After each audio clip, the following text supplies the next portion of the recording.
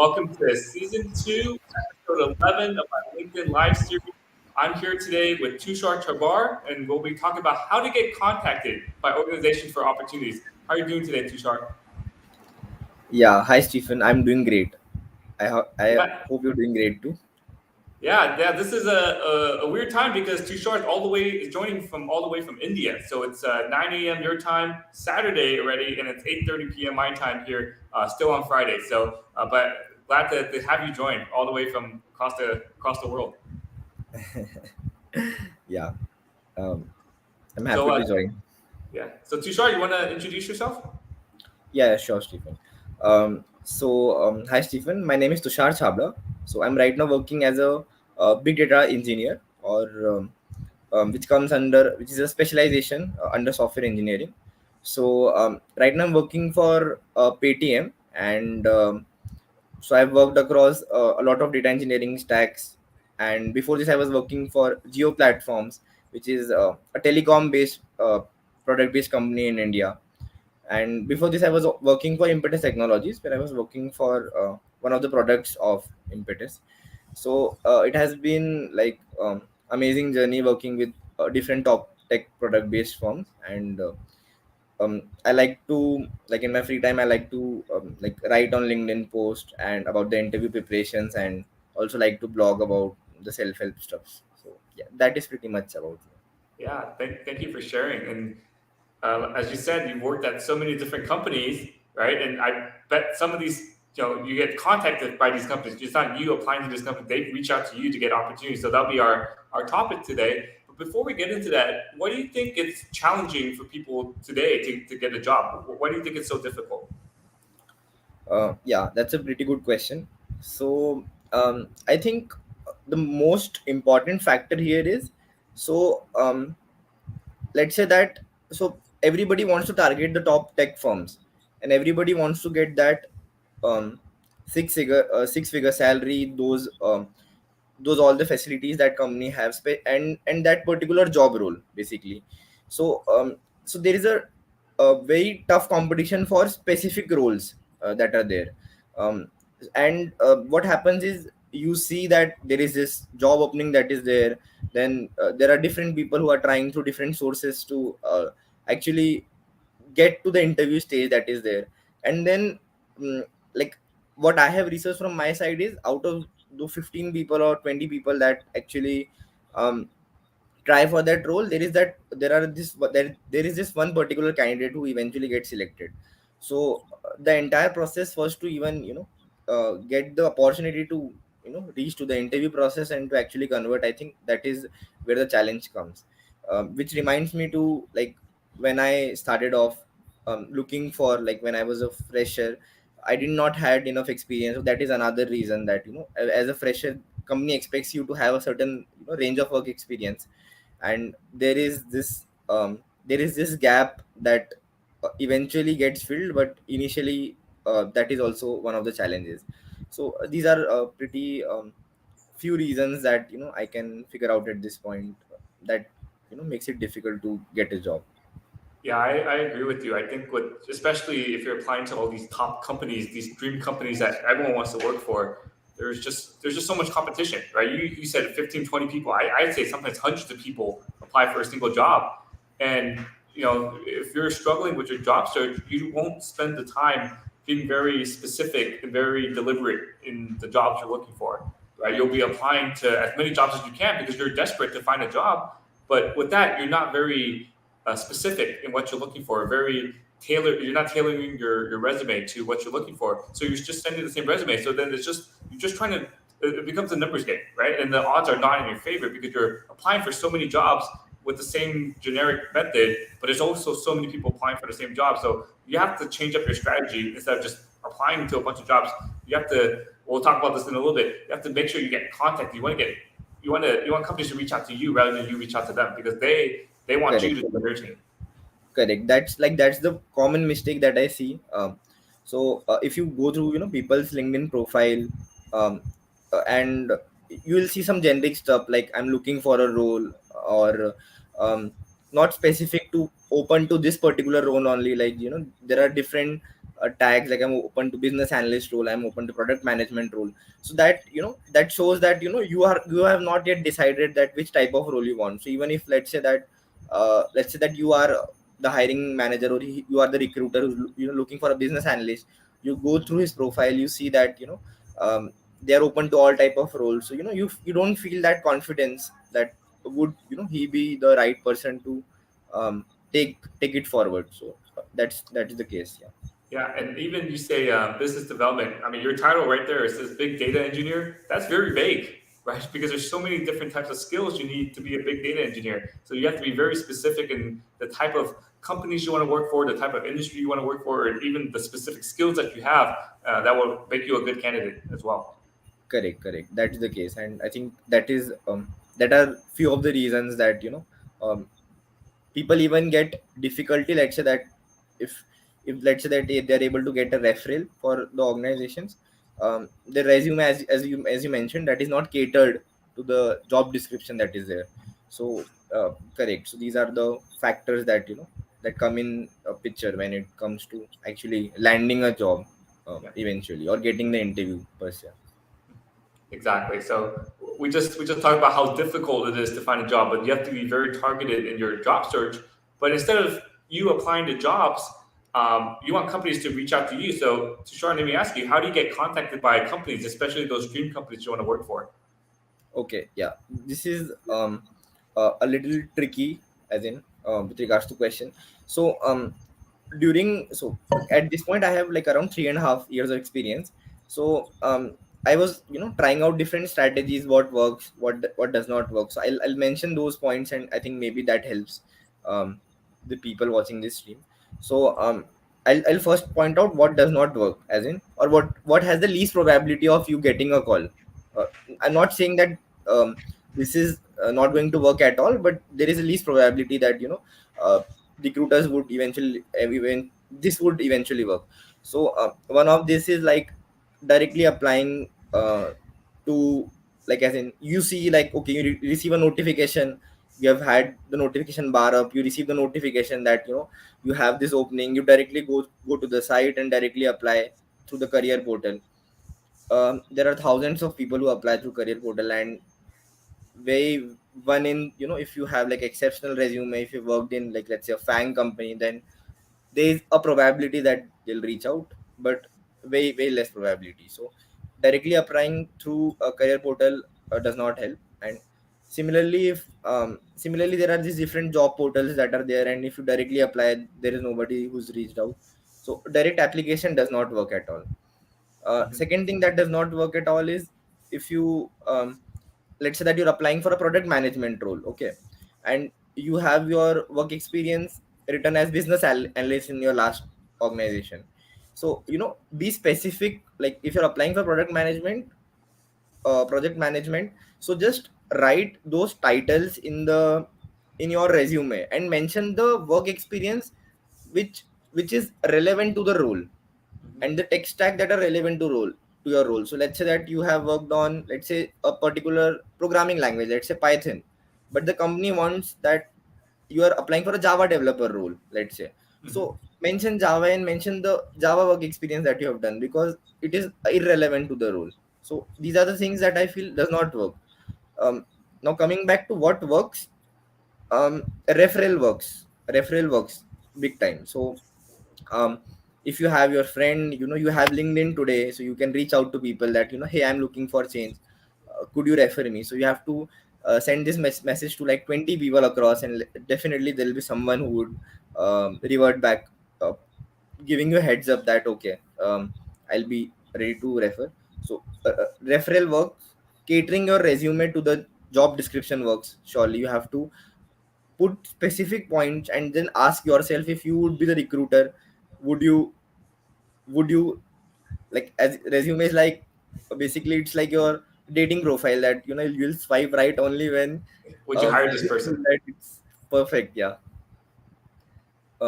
So that works. So catering to the resume works. And third thing, which I have not tried but I have seen people from who are switching the profile, also works, is reaching out to people who have this tagline as hiring in LinkedIn.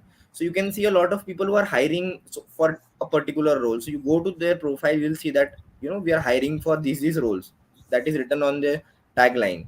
So you can reach out to that person. Let's say that Stephen, you are hiring. So hey Stephen, I have seen that you're hiring for this role. I'm interested. So could you please help me with you know what are the next steps, or could you please look into my profile, something on a requesting sites. So for the top tech firms, these things work. And in India we have a site called as Naukri, so you keep on updating your profile every once in a while. And so I think generically there would be some other sites that are there all across the world, where where you get the frequent calls. So you have to figure out those two or three things that is letting you, so the 20% of things that are leading to 80% of opportunities, and leaving behind those 20% of things that are not actually getting you the calls.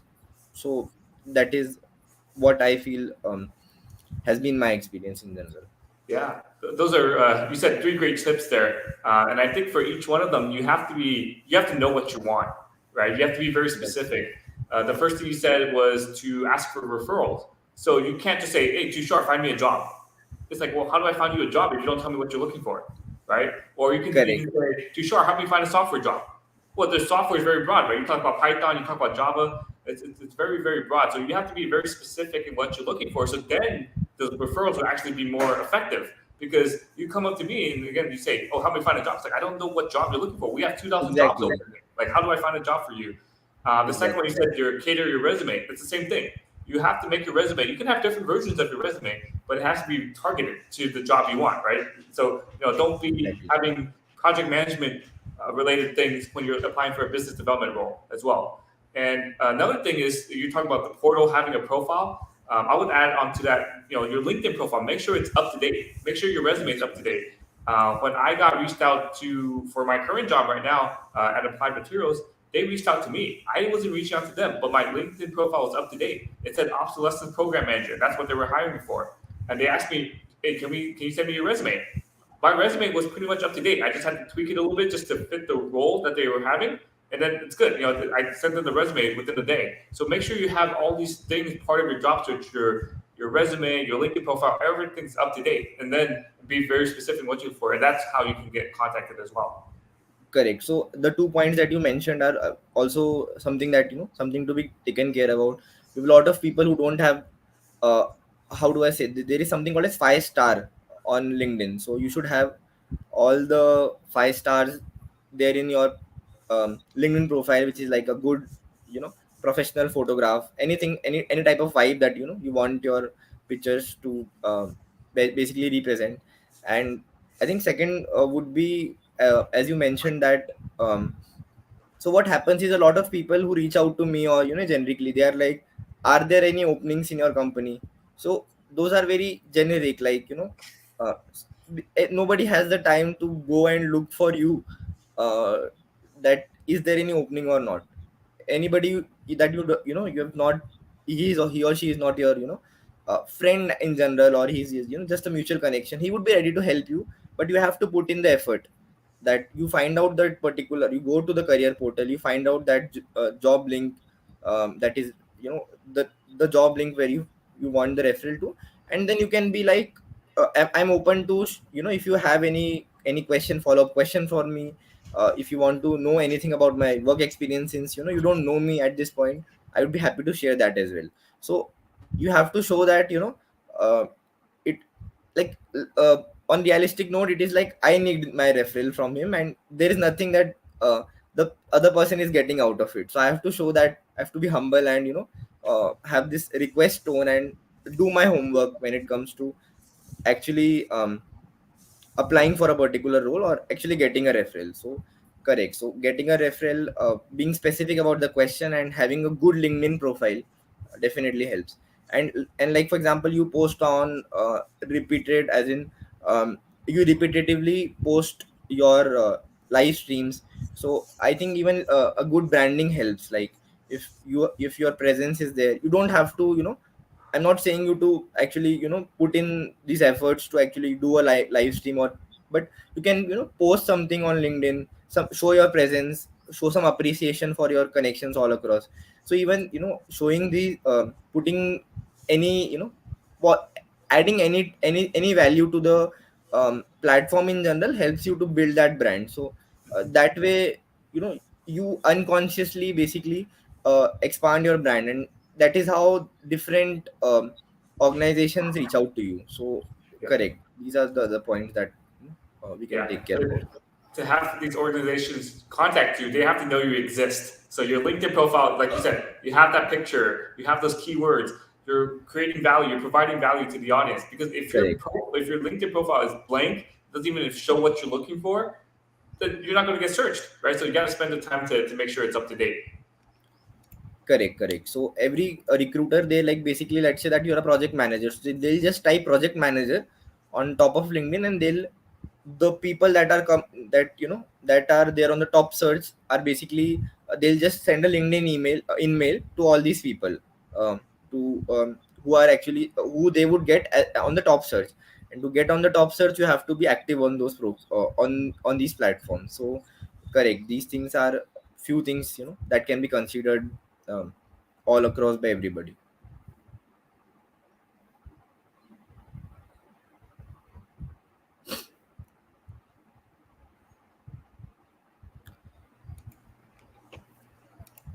All right. Sorry about the disconnections here. So, yeah, let's move on to our next topic. So now you're getting contacted by all these different companies. How do you take those contacts into actual job offers? Okay, yeah, this is another interesting aspect.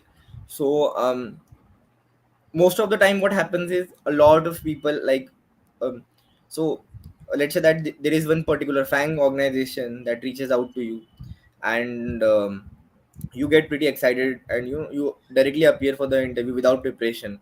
And um, let's say that you convert one or two rounds, and then you reach out to the third round, you've not prepared it well. So there is another candidate who has, he might not be as good as you were, but he prepared well, he had these mock interviews before, so he eventually converts the offer. So um, I think applying for a role to the interview is also a very trickier part, that you cater your resume, and you specifically put in the keywords that are required in the resume, you have your branding that is there. So getting an interview call is difficult, but once you get the interview call, you should make sure that you should have this mindset to convert it, um, because so when you have received an interview call, you are among the top 20 candidates who are there. The one that I was saying, that one person gets selected, you are among the top 20 candidates who are even considered for the role.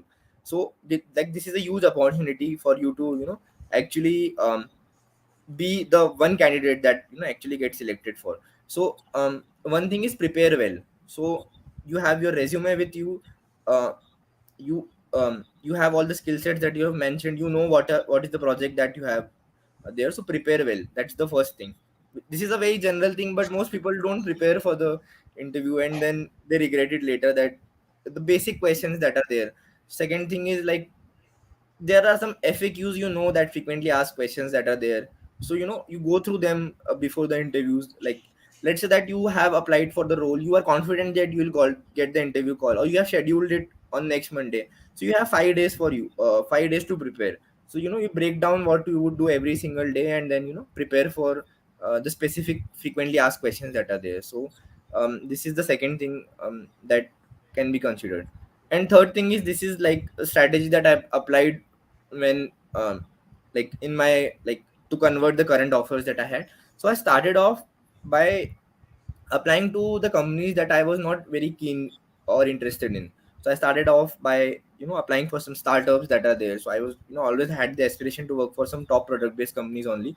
So I started applying for startups. So, and then I went with the other mid tier companies. And so what happens is, I understood what is expected out of the interview process, like what are the key areas that I need to work on. So third thing that needs to be done is work on the feedbacks that you have received. You will not convert the first offer that you have. Surely you would go there unprepared. You'll have those point, there are some points that everybody is good and bad in. So you'll figure out the strength and the weakness when it comes to the interview skills, basically. So prepare for the specific areas where you feel that you need to work on. And so I feel that these are the few pointers that I feel that that helps you to convert. And I think the fourth, this is like also super important point. So what happens is every company has x number of rounds. So let's say that they have this specific round. Let's say that we have a hiring manager round, we have a technical interviews. So every round has some specific areas that they will be looking for, and HR is aware about the round. So let's say that a recruiter reaches out to you. You can be specific in asking them that what type of like what is this interview majorly focusing on. Is it like a generic skill set discussion, or is it catering to specific points? So you know ask as many questions and get as much information as you can get for that particular round, and then prepare intensively for that. So asking the HR or the hiring recruiter what is the specific round focusing on, can be another thing that can be done. And last thing is like a lot of we have a lot of sites at this So point, like we have Glassdoor, we have Blind. So these are like some good applications where you can post it out that you have your interview in this particular company. You can tag that particular company, and you can mention like what are the type of questions, or what are the topics that were asked in the interviews. So there are a lot of people who mention in the comment box that these are the questions, and this has helped me to convert one product based company, just because someone posted that prepare these topics well, and I specifically prepared for them. So then go through these career sites and prepare for the questions that are mentioned, would be the fourth point, I would say. yeah, and I think to summarize all your points there about to convert your contacts into offers to doing well in the interview is you have to do your research and you have to practice, you have to prepare, right? So like you said, the last thing you mentioned, going to Glassdoor, looking at the type of questions that they ask, so you're better prepared for it. Going through your resume, going through the job description, looking at all the things that they are looking for, and having examples from your own experience to actually be ready for it. You can leverage your network, leverage your connections. What kind of Correct. questions do they usually ask? What should I prepare for? Do you know anything about this hiring manager? That's how, that's what I did for my interviews. I reached out to people I knew at the company and said, what type of interview questions did they ask? So you're a little more prepared rather than just going in blind or not knowing what type of questions to ask. Absolutely, you have to prepare. You have to do your research. And then another thing is, you mentioned this as well. Every interview is a learning process. So, if you have that rare opportunity to get an interview, actually go through it. Maybe you don't even want to work at that company, but you at least go through the interview. You get to practice different questions. You get some feedback. You learn. Oh, I was not ready for this question. Oh, I did really well on this type of question. So you're more prepared for the next interviews or any future interviews that you have as Correct. well. Correct, that's the point. So another thing I would like to mention is like that you added. The first thing is like you go through the JD, so you will find that okay, this company works for these three or four technologies. So there is, so you one thing that people don't do is that like in the starting of the introduction, the first question is like tell me about yourself. So you can, what you can do is, let's say that three skills, you have 10 technologies, and there are three skills that are mapping to your work experience and what is required in the JD, that is written in the JD. So you emphasis on those three tech stack, because that is aligning with your skill set, and that is something that company also works in. So that makes you more fit for that particular role. So you might not have like 10 all the 10 tech stacks, but those three skills that are mapping with the job description. So this is another point that I wanted to add. And apart from this, like in the top tech firms, I have seen that if you have some good connections, they can also help you with reaching out with the employees that are working there. So you can get the tips, like how did they convert their Mhm. opportunities. So these are the two things that can actually help you to convert a particular contact into a particular offer. So Yeah, yeah. yeah. You talk about that common question. Tell me about yourself. There's other questions that they ask you, like, "What do you know about this company? Why do you want to work at this company? Why are you interested in this role?" So, I Mhm. mean, that's just basic Mhm. preparation that you have to do, and you can actually tailor results, right? You know what the company's about, what type of products they have, what their values. So you can say, "Oh, I'm passionate in the environment or in sustainability or something that the company actually does," and that makes you that shows your passion in that company, and that makes you more likely to get hired as well. Yeah, correct. That's the case for sure. Do you have any final job search tips that you want to share, Tushar? Um, sure. So, some of the job search tips that I would recommend, or I would suggest that might help everybody. Um, would I think that is what we discussed during the entire discussion that we had. Would be that, first of all, be specific for the role. So, don't so just see what is your current interest that you have with the current role that you have. Are you interested in the same role, or do you want to switch your let's say that you want to sit from data engineer to product manager? So be specific to what type of role that you want to look for. So once you have this clarity that I want to go in this particular role, stick to that. And then of course the other points that we discussed were like, cater your resume, prepare well, then be confident. I think these are very generic points, but I think a lot of people kind of miss these things. Then in the interview, have that confidence, keep that smile that is there. So even if you're nervous, that that positivity is there. And a few things would be like, in the interview you have to, so interview we mostly like, we keep it about ourselves, like I am this, I am that, I have done this certification. Try to see from their shoes, from their point of view, that and don't see it like, for example, let's say that we both are discussing right now, so we both are in a very comfort. There is this level of comfort, like we can have anything, we can discuss about anything. We both are in a pretty calm space. So see it as a conversation, and see that if they have invested time, they are looking for you to join them, that they want you, that because they have screened out thousands of resume and they've selected these 20 candidates and you are one of them. So definitely there has to be something that in they looked into you, that they feel that you are the right fit. So believe that you're talking to you're having a conversation with a friend or someone who needs you more than you need them. So um, I think if these things are kept in mind, you stay, if prepared well, you are confident, and you present yourself in the best way possible. I think these things pretty much helps you to actually convert the opportunities that you eventually get. So yeah, that's Yeah, pretty much. great tip. And I just want to add on to what you said about confidence. They picked you for an interview. They think your resume is good enough. They just want to interview you to make sure you have the key skills. So that's a confidence boost right there, right? Like you said, Correct. you're one of That's the right. top 20 people to actually get an interview out of the hundred, maybe thousands of people that applied. So that's a good way to build your confidence, knowing that you actually got an interview. So that will um, help you be more confident for that interview. And like you said, treat that interview like a conversation.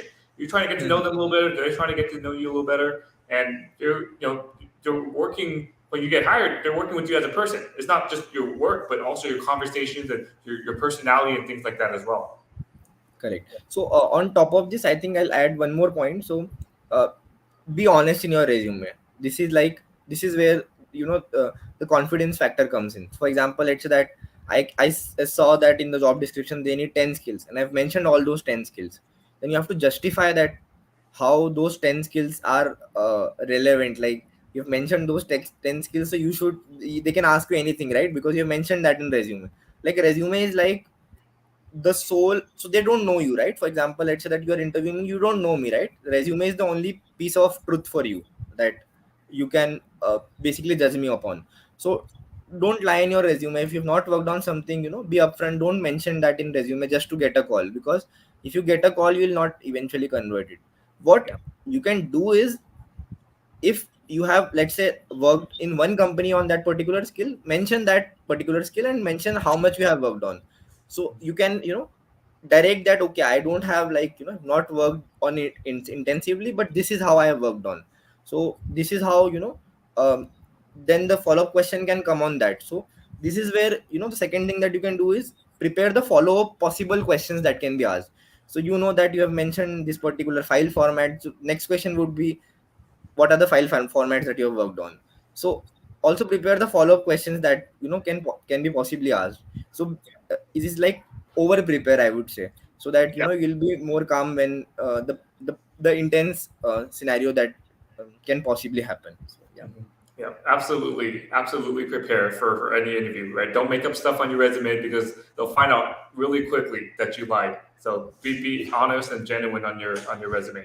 Sure, sure. That's like the first thing that they pick on, because, of course, you have 10 years of experience. I am new to this skill set, so you definitely can identify that where the actual truth lies. So, sure, these are the few things that can be considered upon.